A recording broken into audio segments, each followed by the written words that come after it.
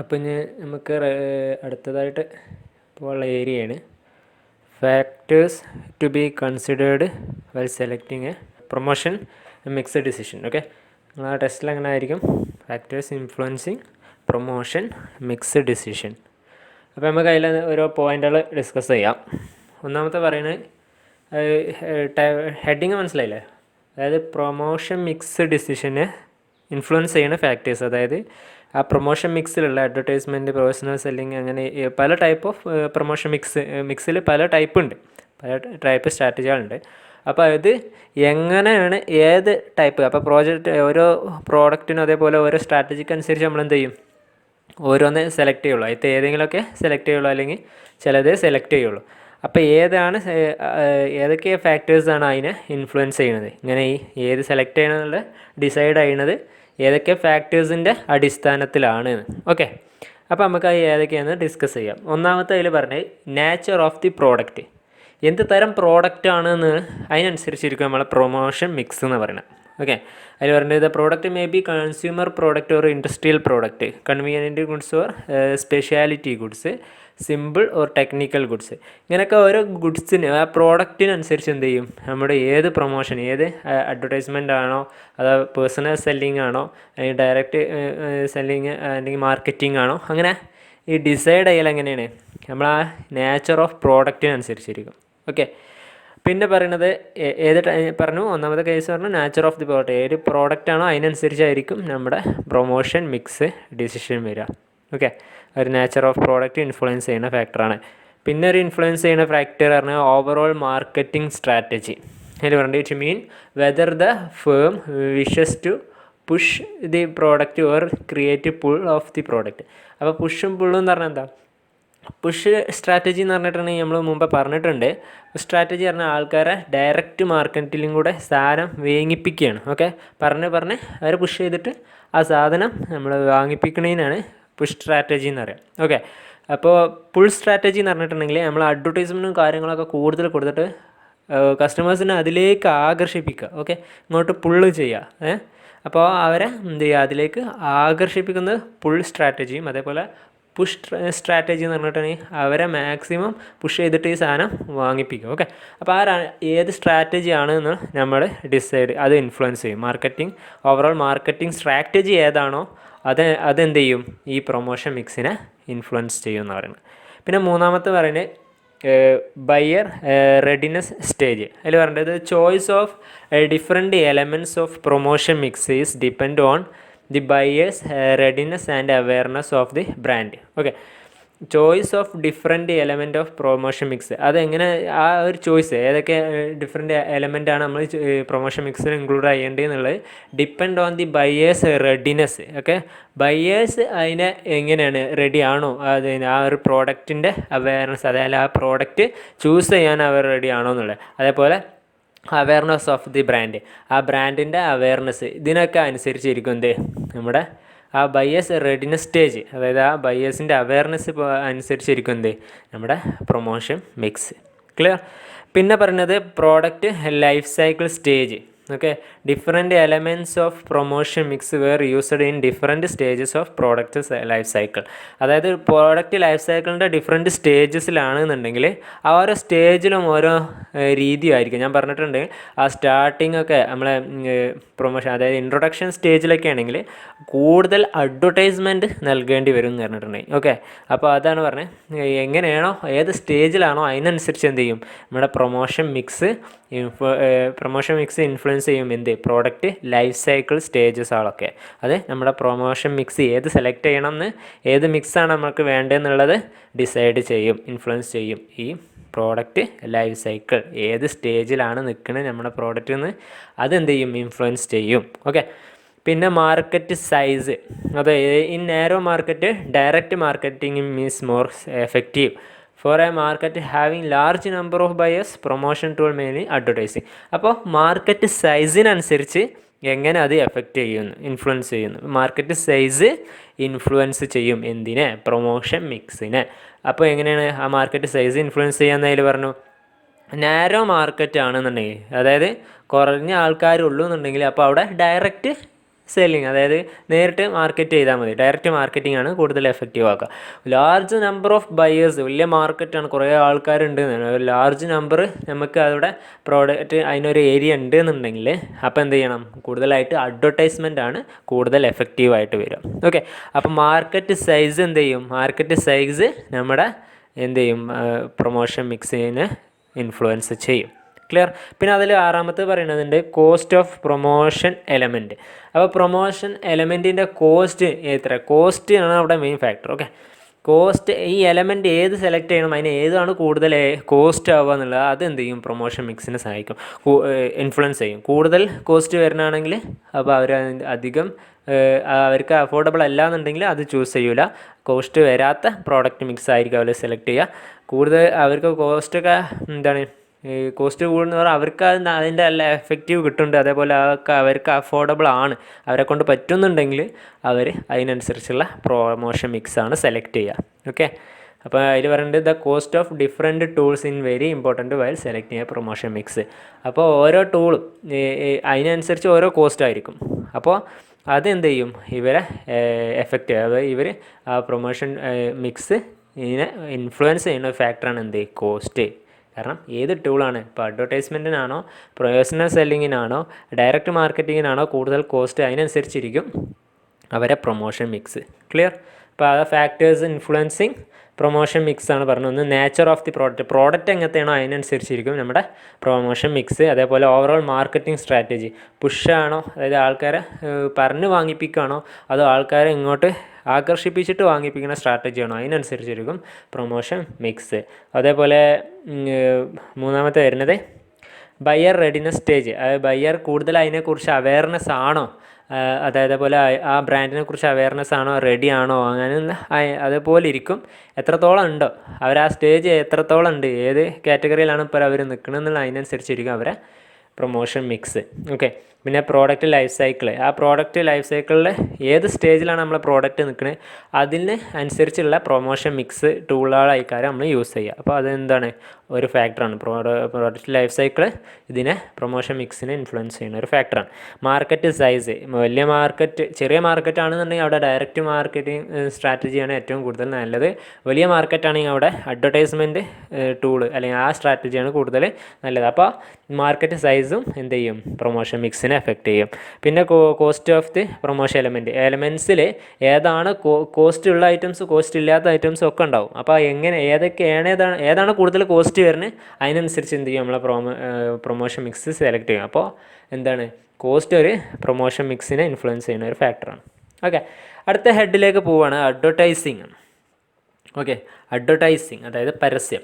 എന്താണ് അഡ്വർടൈസിങ് എന്നാണ്? It is a paid form of mass communication and can be traced to an identified sponsor.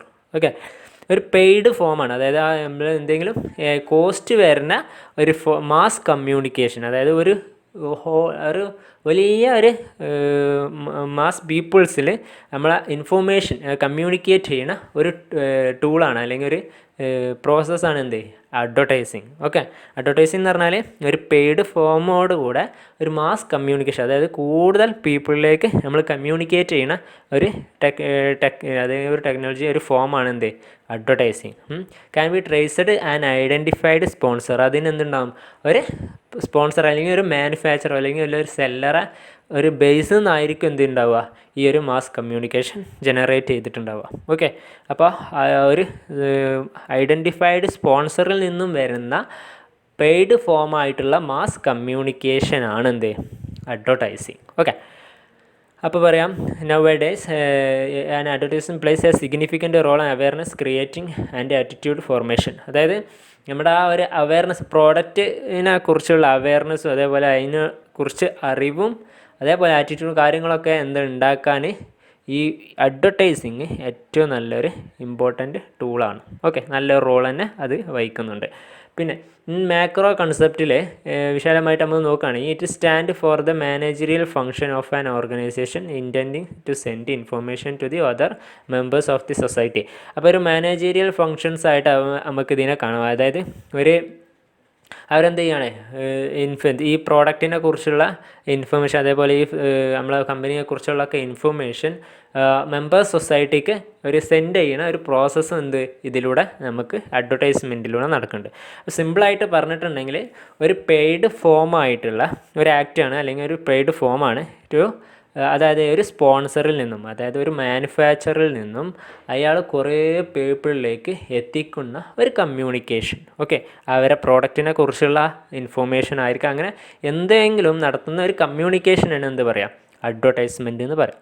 പിന്നെ അവിടെ American marketing association defined it as any paid form of non personal presentation of ideas, goods or service by an identified sponsor. Okay, അവിടെ പറഞ്ഞു any paid form of non personal presentation, അതായത് non personal ആയിട്ടുള്ള ഒരു പ്രസൻറ്റേഷനാണ്. Non personal ആയിട്ട് വ്യക്തിപരമായിട്ടല്ല. അപ്പോൾ എന്തിനെക്കുറിച്ചാണ്?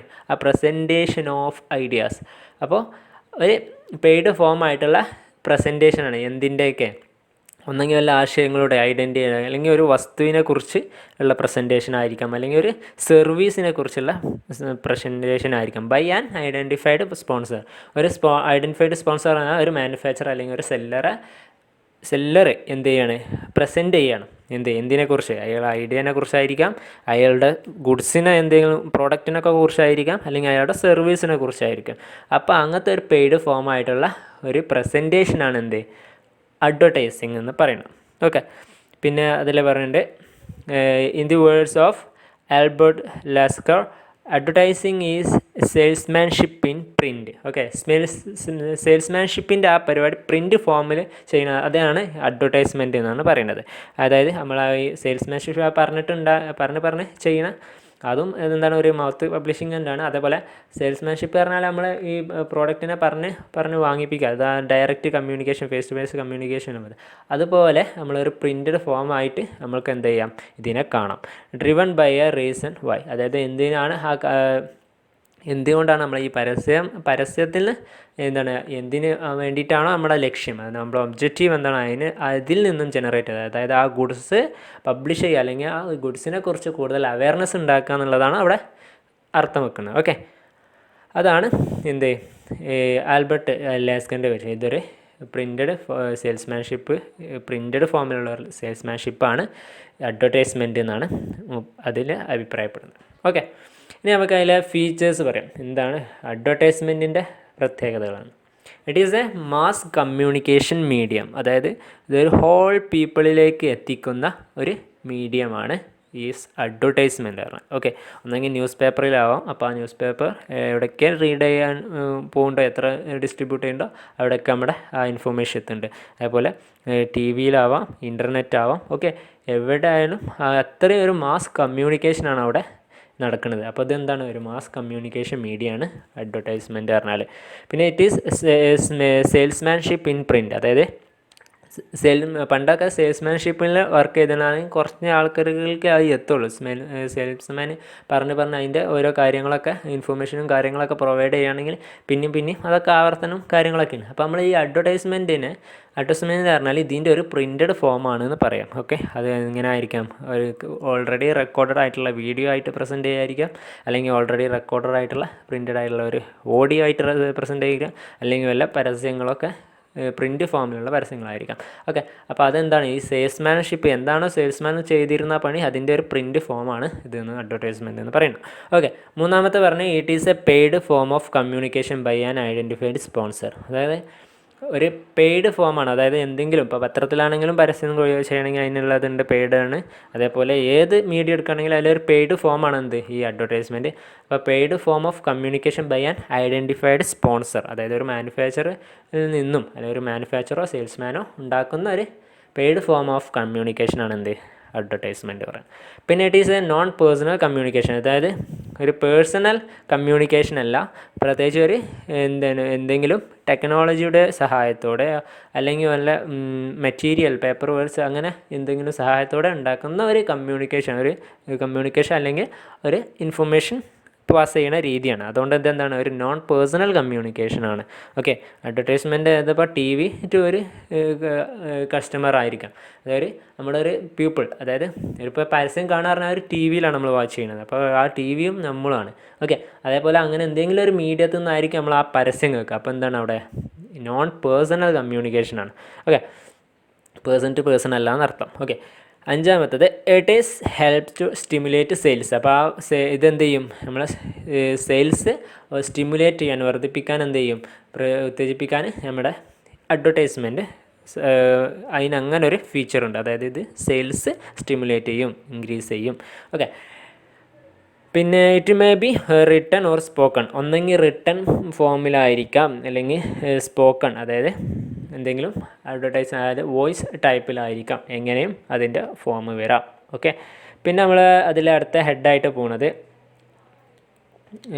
Objective. നിങ്ങളെ ടെക്സ്റ്റിലുണ്ടാവും objective of, ഒരു minute,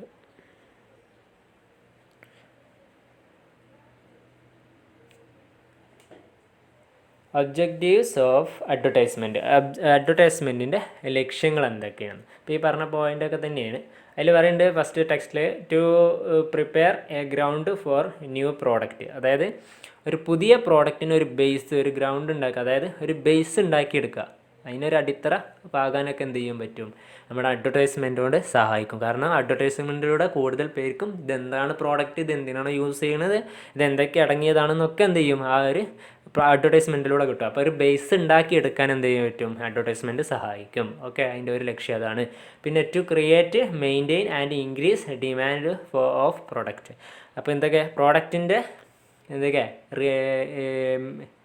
increase, എന്തൊക്കെ ഡിമാൻഡ് ഇൻക്രീസ് ചെയ്യാനും മെയിൻറ്റെയിൻ ചെയ്യാനും ക്രിയേറ്റ് ചെയ്യാനും. പ്രോഡക്റ്റുമുള്ള ഡിമാൻഡ് ക്രിയേറ്റ് ചെയ്യാൻ പറ്റും, മെയിൻറ്റെയിൻ ചെയ്യാൻ പറ്റും, ഇൻക്രീസ് ചെയ്യാൻ പറ്റും. ഓക്കെ. അപ്പോൾ നമുക്ക് ആ പുതിയ ഡിമാൻഡുകൾ കൂടുതൽ ഡിമാൻഡ് ഇൻക്രീസ് ചെയ്യാം. അതേപോലെ ഉള്ള ഡിമാൻഡിനൊക്കെ മെയിൻറ്റെയിൻ ചെയ്യാനൊക്കെ നമ്മൾ അഡ്വർടൈസ്മെൻറ്റ് സഹായിക്കും. പിന്നെ അടുത്തത് പറയുന്നത് എന്താ, ടു ഫേസ് കോമ്പറ്റീഷൻ സക്സസ്ഫുള്ളി. നമ്മളെ കോമ്പറ്റീഷൻ എന്ത് ചെയ്യാൻ വരും, ഹെൽത്തി കോമ്പറ്റീഷൻ, അതായത് നല്ല രീതിയിൽ തന്നെ കോമ്പറ്റീറ്റേഴ്സുമായിട്ട് നമുക്ക് പിടിച്ചു നിൽക്കാൻ സഹായിക്കും ഏത് അഡ്വർടൈസ്മെൻറ്റിലൂടെ. പിന്നെന്താ അടുത്ത objective, to create or enhance goodwill create ചെയ്യാൻ എന്ത് ചെയ്യും, ഈ അഡ്വർടൈസ്മെൻറ്റ് സഹായിക്കും. ഓക്കെ. പിന്നെ അടുത്തത് പറയുന്നത് to inform the changes regarding price, channel of distribution, product quality etcetera to the പബ്ലിക്കിനോട് എന്തൊക്കെ നമുക്ക് ഇൻഫോം ചെയ്യാൻ പറ്റും, ആ ഏതൊക്കെ ചേഞ്ചുകൾ, പ്രൈസിലുള്ള മാറ്റങ്ങൾ, അതേപോലെ ഡിസ്ട്രിബ്യൂഷനിൽ എന്തെങ്കിലും മാറ്റങ്ങളുണ്ടോ, പ്രോഡക്റ്റ് ക്വാളിറ്റിയിൽ, അങ്ങനെ എന്തൊക്കെ ആ ചേഞ്ചസാണ് നമ്മൾ വരുത്തി, അതൊക്കെ നമുക്ക് എന്ത് ചെയ്യാൻ പറ്റും, ജനറൽ പബ്ലിക്കിനോട് കമ്മ്യൂണിക്കേറ്റ് ചെയ്യാൻ ഈ ഒരു അഡ്വർടൈസ്മെൻറ്റിലൂടെ സഹായകമാകണം. ഓക്കെ. അതൊരു ഒബ്ജക്റ്റീവാണ്. പിന്നെന്താ, to create brand preference create ചെയ്യാൻ. അതായത് ഇന്ന ബ്രാൻഡാണ് ആൾക്കാർക്ക് പ്രിഫേർഡ്, അതായത് അവർ ചൂസ് ചെയ്യണ ഫസ്റ്റ് പ്രിഫറൻസ് നൽകുന്നത് ഈ ഒരു പ്രോഡക്റ്റിനാണെന്നുള്ള രീതിയിൽ മാറ്റാൻ ഈ അഡ്വർടൈസ്മെൻറ്റോടെ സഹായിക്കും. ഓക്കെ. പിന്നെ പറഞ്ഞിട്ട് എഡ്യൂക്കേറ്റ് കൺസ്യൂമേഴ്സ്, അതായത് കൺസ്യൂമേഴ്സിൽ ഒരു അവയർനെസ്, അതായതിനെ കുറിച്ചുള്ള ഇൻഫർമേഷൻ ഉണ്ടാക്കിയെടുക്കാൻ എന്ത് ചെയ്യാൻ പറ്റും, ഈ അഡ്വർടൈസ്മെൻറ്റ് സഹായിക്കും. പിന്നെ പറയുന്നുണ്ട് to capture a place in market and become the market leader. അതായത് മാർക്കറ്റിൽ ഒരു സ്ഥാനം നമുക്ക് ഉണ്ടാക്കാൻ അല്ലെങ്കിൽ പിടിച്ചെടുക്കാൻ പറ്റും. അതുപോലെ മാർക്കറ്റ് ലീഡർ ആവാനൊക്കെ നമുക്ക് എന്ത് ചെയ്യാൻ പറ്റും, കൂടുതൽ പരസ്യങ്ങൾ, എഫക്റ്റീവായിട്ട് ഐഡിയാപരമായിട്ടുള്ള പരസ്യങ്ങൾ ചെയ്താൽ അങ്ങനെ മാർക്കറ്റിൽ ലീഡർ വരെ ആവാൻ നമുക്ക് എന്ത് ചെയ്യാൻ പറ്റും, ഈ പരസ്യം കൊണ്ട് സഹായിക്കും.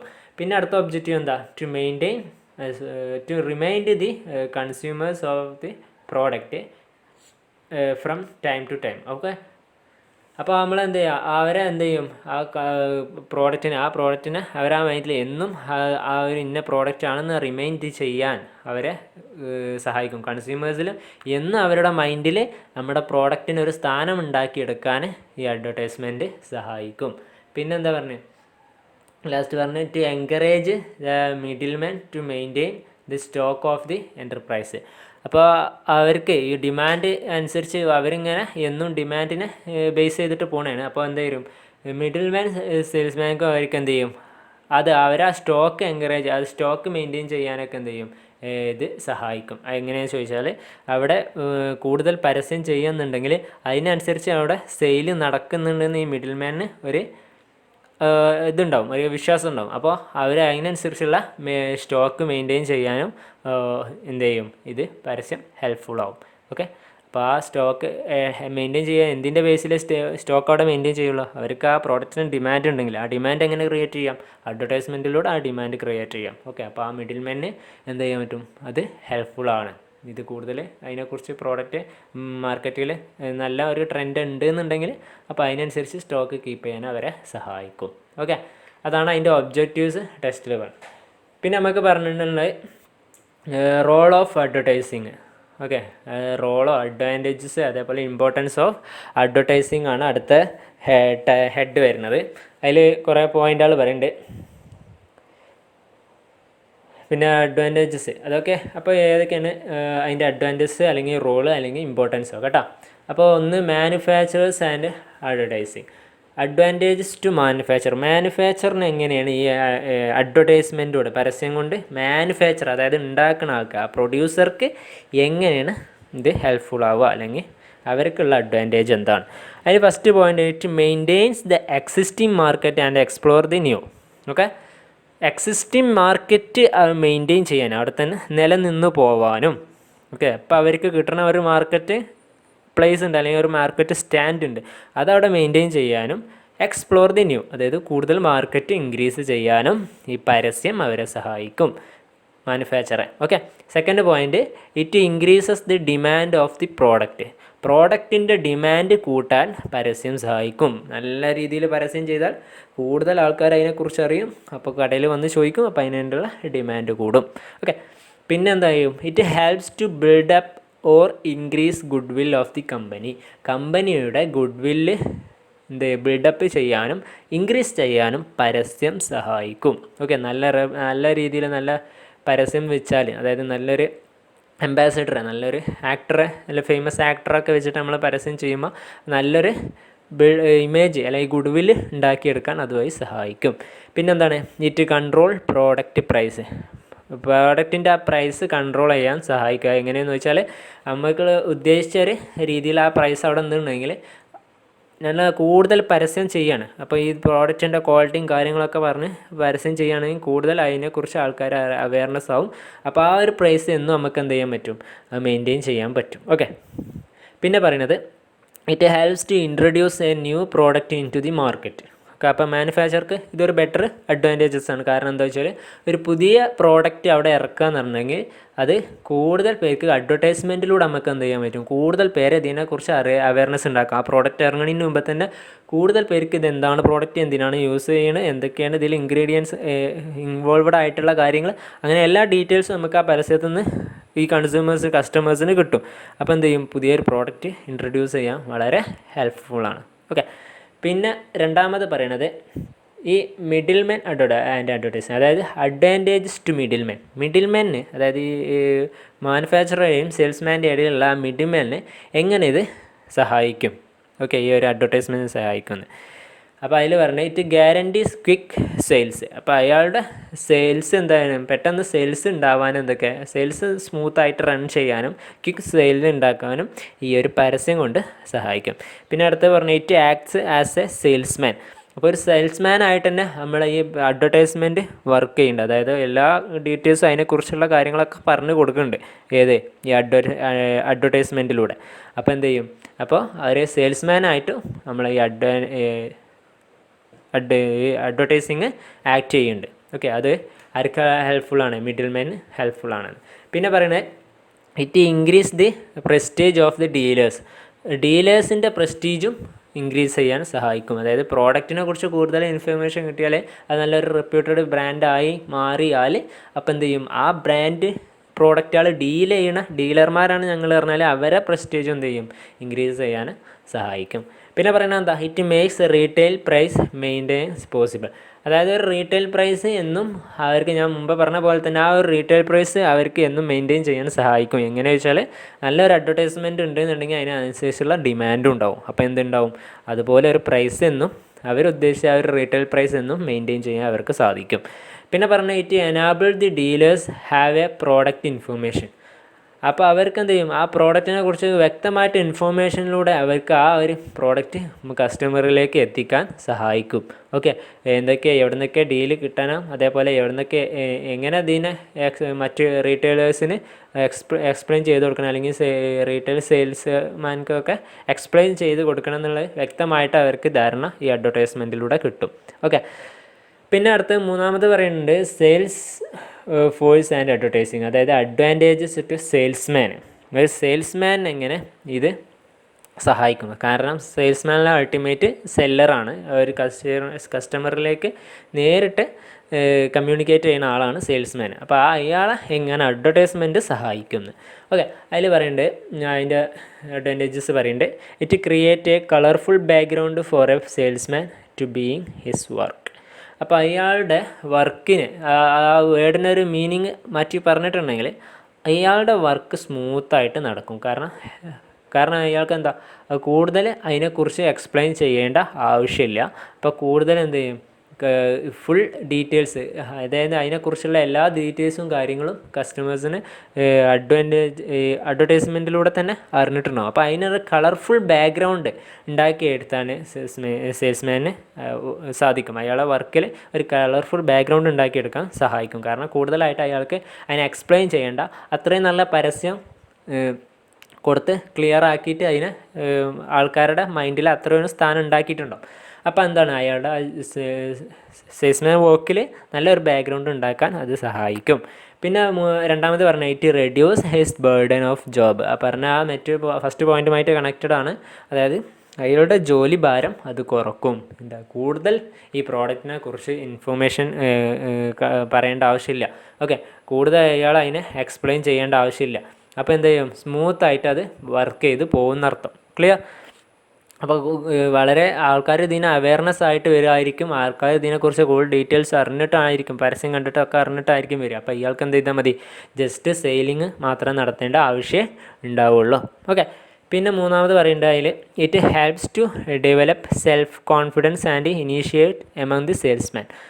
അപ്പോൾ അവർ സെയിൽസ്മാനിലെ ഇനീഷ്യേഷൻ, അതായത് അവർക്കൊരു മുൻഗണന എടുത്തത്, അതായത് കൂടുതൽ അവർക്ക് എന്ത് ചെയ്യാൻ പറ്റും, ഇതിനെ മറ്റുള്ളവരിലേക്ക് പ്രൊമോട്ട് ചെയ്ത് സെയിൽ നടത്താൻ, ഒരു ഇനീഷ്യേഷൻ എടുക്കാനൊക്കെ പറ്റും. അതായത് ഇതിനെക്കുറിച്ച് പിന്നെ അവർ ഫസ്റ്റ് ഇതെന്ത് ചെയ്യുന്നു, ഡെവലപ്പ് സെൽഫ് കോൺഫിഡൻസ്. അതായത് ഈ ഒരു ഡീറ്റെയിൽസ് കൂടുതൽ ഇവർക്ക് തന്നെ എന്ത് ചെയ്യാം, ഇതിൻ്റെ എന്തിനാണ് ഈ പ്രൊഡ്യൂസർ എന്താണ് ഇതിൽ ഉദ്ദേശിച്ചത്, പ്രൊഡ്യൂസർ എന്തൊക്കെ ഇതിൽ ഇൻഗ്രീഡിയൻസ് ആക്കിയേക്കണ്, പ്രൊഡ്യൂസർ എന്തൊക്കെ ഇതിൽ സ്റ്റൈൽ കാര്യങ്ങൾ വരുത്തിയിരിക്കണം. ഓക്കെ, പ്രൊഡ്യൂസർ ഫുൾ ഡീറ്റെയിൽസും അതിനെക്കുറിച്ച് കൊടുത്തിട്ടുണ്ടാവും. അപ്പോൾ ഇവർക്ക് എന്താണ് കൂടുതൽ അതിനെക്കുറിച്ച് അവയർനെസ് ഉണ്ടാവും. അപ്പോൾ ഇവർക്ക് കോൺഫിഡൻസോടെ കൂടെ അതെന്ത് ചെയ്യാം, കസ്റ്റമറിലേക്ക് പറഞ്ഞു കൊടുക്കാം. ക്ലിയർ? അപ്പോൾ അങ്ങനെ ഒരു സെൽഫ് കോൺഫിഡൻസ് ഡെവലപ്പ് ചെയ്യാനും അതേപോലെ സെയിൽസ്മാൻ ഇനിഷ്യേഷൻ ഉണ്ടാക്കാനും ഇത് സഹായിക്കും. നാലാമത്തെ കാറ്റഗറി പറയുന്നത് കൺസ്യൂമേഴ്സ് ആൻഡ് അഡ്വർടൈസിങ്. ഓക്കെ, ഈ അഡ്വാൻറ്റേജസ് ടു കൺസ്യൂമേഴ്സ്, കസ്റ്റമേഴ്സിന് അത് എങ്ങനെ ഹെൽപ്ഫുള്ളാണ്, ഈ പരസ്യം ഹെൽപ്ഫുള്ളാണെന്ന്. അതിൽ ഫസ്റ്റ് പറയുന്നത് it ensure better quality of product at reasonable price. Okay, എല്ലാത്തിലും പറയുന്ന പോലെ തന്നെ ഒരു റീസണബിൾ പ്രൈസിന് നല്ല ക്വാളിറ്റി പ്രോഡക്റ്റ് കിട്ടാൻ എന്ത് ചെയ്യാൻ പറ്റും, കസ്റ്റമേഴ്സിനെ സഹായിക്കും. കാരണം അവർക്ക് പരസ്യം കണ്ടിട്ട് ഇതിൻ്റെ പ്രോഡക്റ്റാണ്, ഇത്ര ക്വാളിറ്റിയിലാണ് അത് ഇറക്കുന്നത്, അപ്പോൾ ഇതിൻ്റെ പ്രൈസ് ഇത്രയാണ് മാക്സിമം പോയാൽ റീറ്റെയിൽ പ്രൈസ് വരിക. അപ്പോൾ അതിനെക്കുറിച്ചുള്ള എല്ലാ ഡീറ്റെയിൽസും അവർക്ക് അറിയാം. അപ്പോൾ അവർ കൊടുക്കുന്ന പ്രൈസിന് ബെറ്റർ ക്വാളിറ്റി പ്രോഡക്റ്റ് കിട്ടാൻ സഹായിക്കും. പിന്നെ പറയുന്നത് രണ്ടാമത്തെ it provide product related information to the customer and thereby make the purchasing an easy task. ആ പ്രോഡക്റ്റിനെ കുറിച്ചുള്ള എല്ലാ വിവരങ്ങളും പരസ്യത്തിൽ നിന്ന് കിട്ടുന്നതോടുകൂടെ അവർക്ക് ആ പർച്ചേസിങ് ടാസ്ക് പറഞ്ഞാൽ വളരെ ഈസി ആയിരിക്കും. പോയിട്ട് വാങ്ങിയിട്ട് പേയ്മെൻറ്റ് നടത്തേണ്ട ആവശ്യം ഉണ്ടാവുള്ളൂ. കാരണം അതിനെക്കുറിച്ചുള്ള എല്ലാ ഡീറ്റെയിൽസും അവർ പരസ്യത്തിലൂടെ തന്നെ മനസ്സിലാക്കിയിട്ടുണ്ടാവും. പിന്നെ മൂന്നാമത് പറഞ്ഞാൽ it helps to consumers to save time by providing information related to the availability of product. അപ്പോൾ പ്രോഡക്റ്റ് അവൈലബിലിറ്റിനെ കുറിച്ച് കൂടുതൽ ഇൻഫർമേഷനൊക്കെ അവർക്ക് കിട്ടിയിട്ടുണ്ടാവും. അപ്പോൾ അതുവഴി അവരുടെ ടൈം സേവ് ചെയ്യാൻ പറ്റും. ഒന്നാമത് പറഞ്ഞാൽ രണ്ടാമത് പോയിൻറ്റുമായി കണക്ഷൻ ചെയ്യാം. അതിനെ കൂടുതൽ ഡീറ്റെയിൽസ് അവർക്കറിയാം. അതുകൊണ്ട് കൂടുതൽ അവിടെ കമ്മ്യൂണിക്കേഷൻ്റെ ആവശ്യം ഉണ്ടാവില്ല, ഡയറക്റ്റ് പർച്ചേസിങ് ആവശ്യമുള്ളൂ. അതേപോലെ എവിടെയൊക്കെയാണ് അവൈലബിലിറ്റി ഉണ്ടാവുകയെന്ന് അവർക്ക് വ്യക്തമായ ധാരണ ഉണ്ടാവും. അപ്പോൾ പോയി ഡയറക്റ്റ് എവിടെയാണോ ആ സ്പോട്ട് അവിടെ പോയിട്ട് വാങ്ങേണ്ട ആവശ്യം ഉണ്ടാവുള്ളൂ. അതുകൊണ്ട് ടൈം സേവ് ചെയ്യാൻ നമുക്ക് പറ്റും. പിന്നെ അവസാനം പറഞ്ഞാൽ helps the consumer to intelligent buy. അതായത് അവർക്ക് ബുദ്ധി ഉപയോഗിച്ച് വാങ്ങാൻ, അതായത് ഇന്നതാണ് പ്രോഡക്റ്റ്, ഇന്നതാണ് ഇതിൻ്റെ ഫീച്ചേഴ്സ്, എല്ലാം ഡീറ്റെയിൽസും ആ പരസ്യം തരുന്നതോട് കൂടെ അവർക്ക് പ്രത്യേകിച്ച് നല്ല രീതിയിൽ, അതായത് പറ്റിക്കപ്പെടാതെ തന്നെ വാങ്ങാൻ അവരെ സഹായിക്കും എന്നാണ് പറയുന്നത്. സാധാരണ ഒന്നും അറിയാത്ത രീതിയിൽ സെയിൽസ്മാൻ പറയുന്നത് എന്താണോ അതിനെക്കുറിച്ചായിരിക്കും നമ്മൾ അവയർനെസ്, അവർ പറയുന്ന വാക്ക് കേട്ടിട്ടായിരിക്കും നമ്മൾ വാങ്ങുക.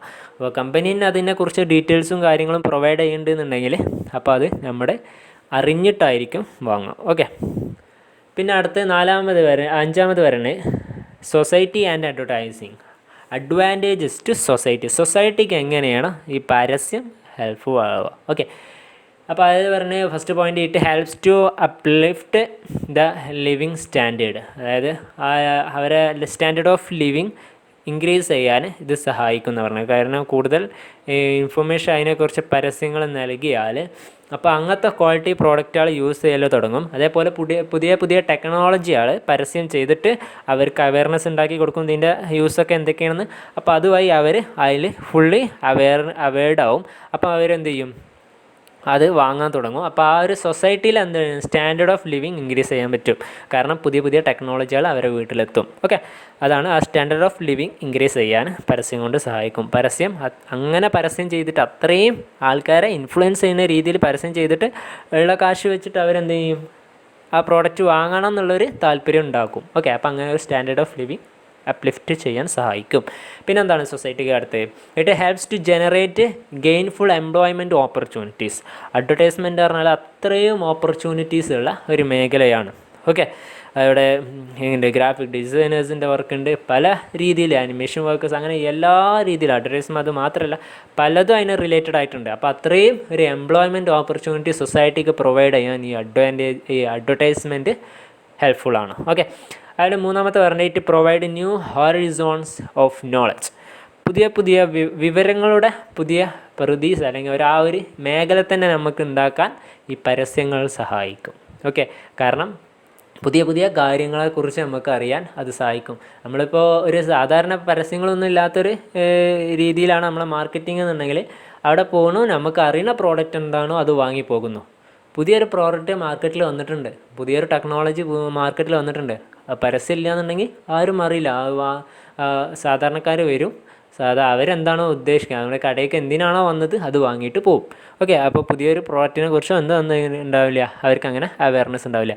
അതല്ല, നമ്മുടെ ഇങ്ങനെ ഒരു പ്രോഡക്റ്റ് മാർക്കറ്റിൽ ഇറങ്ങിയിട്ടുണ്ട്, ഇതാണ് ടെക്നോളജി, ഇങ്ങനത്തെ ഓരോ ഫീച്ചേഴ്സ് ഇതിലുണ്ട്, ഇതൊക്കെ പരസ്യത്തിലൂടെ അറിഞ്ഞാൽ എന്ത് ചെയ്യും, അവർ പുതിയ നോളജ് അതിനെക്കുറിച്ച് കിട്ടും. അപ്പോൾ അവർ അത് വാങ്ങാൻ സഹായിക്കും. ഓക്കെ, പിന്നെ it uphold the culture of A nation. ഒരു നേഷൻ്റെ കൾച്ചറിനെ ഇൻക്രീസ് ചെയ്യാൻ സഹായിക്കും.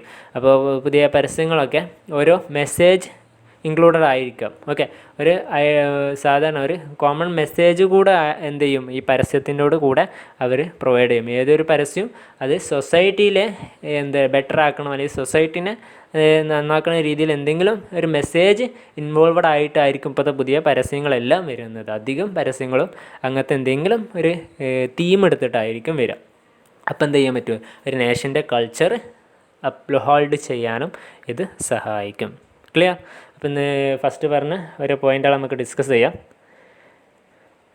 അല്ലെങ്കിൽ role, advantages, importance of advertising. Okay, അപ്പോൾ മാനുഫാക്ചർക്കുള്ള അഡ്വാൻറ്റേജസ് എന്താണെന്ന് പറഞ്ഞു. നമ്മൾ മാനുഫാക്ചറെ മാർക്കറ്റ് എക്സ്പാൻഡ് ചെയ്യാനും ഡിമാൻഡ് ഇൻക്രീസ് ചെയ്യാനും ഒരു ഗുഡ് വില്ല് ഉണ്ടാക്കിയെടുക്കാനും പ്രൈസ് കൺട്രോൾ ചെയ്യാനും അതേപോലെ പുതിയ പ്രോഡക്റ്റുകളൊക്കെ ഇൻട്രൊഡ്യൂസ് ചെയ്യാനും അയാളെ സഹായിക്കും. മിഡിൽ മെന്നിനെ എങ്ങനെ സഹായിക്കും, അയാളുടെ സെയിൽസ് ഗ്യാരണ്ടി ചെയ്യാനും അതേപോലെ അയാളുടെ സെയിൽസ്മാൻ ആക്ട് കൂടുതൽ ഇൻക്രീസ് ചെയ്യാനും അതേപോലെ ഡീലർ പ്രസ്റ്റേജ് വർദ്ധിപ്പിക്കാൻ, അതേപോലെ മാർക്കറ്റ് റീറ്റെയിൽ പ്രൈസ് മെയിൻറ്റെയിൻ ചെയ്യാൻ, പിന്നെ dealers having product information enable ചെയ്യാൻ ഇതൊക്കെ സഹായിക്കും. പിന്നെ സെയിൽസ്മാൻ എങ്ങനെ സഹായിക്കും എന്നുള്ളത്, അതൊക്കെ കളർഫുൾ ബാക്ക്ഗ്രൗണ്ട് അയാൾക്ക് ഉണ്ടാക്കിയെടുക്കാൻ പരസ്യം വഴി പറ്റിയിട്ടുണ്ടാവും. അതേപോലെ അയാളുടെ ജോലിയിലുള്ള ബേർഡൻ കുറക്കാൻ വളരെയധികം സഹായിക്കും. അതേപോലെ സെൽഫ് കോൺഫിഡൻസ് ഉണ്ടാക്കാനും സഹായിക്കും. പിന്നെ കൺസ്യൂമേഴ്സിനെ എങ്ങനെ അത് എഫക്റ്റ് അഡ്വാൻറ്റേജസ് എന്താണ്, ബെറ്റർ ക്വാളിറ്റി പ്രോഡക്റ്റ് റീസണബിൾ പ്രൈസിൽ കിട്ടാൻ ചെയ്യും. അതേപോലെ ആ ഒരു പ്രോഡക്റ്റിനെ കുറിച്ചുള്ള എല്ലാ റിലേറ്റഡ് ആയിട്ടുള്ള എല്ലാ ഇൻഫർമേഷനും അതുവഴി കിട്ടും. അതുപോലെ ടൈം സേവ് ചെയ്യാനും സഹായിക്കും. അതേപോലെ ഇൻ്റലിജൻറ്റ് ബൈയിങ്ങിന്, അതായത് നല്ല രീതിയിൽ അറിഞ്ഞിട്ട് വാങ്ങാൻ നമ്മളെ സഹായിക്കും. സൊസൈറ്റിക്ക് എന്തൊക്കെയാണെന്നുള്ളത്, അത് സ്റ്റാൻഡേർഡ് ഓഫ് ലിവിങ് ഇൻക്രീസ് ചെയ്യാൻ സഹായിക്കും. അതേപോലെ എംപ്ലോയ്മെൻറ്റ് ഓപ്പർച്യൂണിറ്റി ഇൻക്രീസ് ചെയ്യും. അതേപോലെ നോളജ്, പുതിയ പുതിയ നോളജുകൾ നമുക്ക് പ്രൊവൈഡ് ചെയ്യും. അതേപോലെ ഒരു നേഷൻ്റെ കൾച്ചർ ഉണ്ടാക്കിയെടുക്കാൻ അല്ലെങ്കിൽ ഇൻക്രീസ് ചെയ്യാനും സഹായിക്കും. Okay, clear. അപ്പോൾ ഇന്ന് ഡിസ്കസ് ചെയ്ത പോയിൻ്റുകളൊന്ന് എന്താണ്, മുമ്പത്തെ തീമിൻ്റെ ഫാക്ടേഴ്സ് എഫക്റ്റും പ്രൊമോഷൻ മിക്സ് ഡിസിഷന് എഫക്റ്റ് ചെയ്യുന്ന ഫാക്ടേഴ്സ് പോയിൻ്റ് പറഞ്ഞു. അതേപോലെ എന്താണ് അഡ്വർടൈസ്മെൻറ്റ് എന്ന് പറഞ്ഞു. ഓക്കെ, അഡ്വർടൈസ്മെൻറ്റിൻ്റെ ഫീച്ചേഴ്സ് എന്താണ്, ഒബ്ജക്റ്റീവ് എന്താണ്, റോൾ ആൻഡ് അഡ്വാൻറ്റേജസ് എന്താണ്. ഓക്കെ.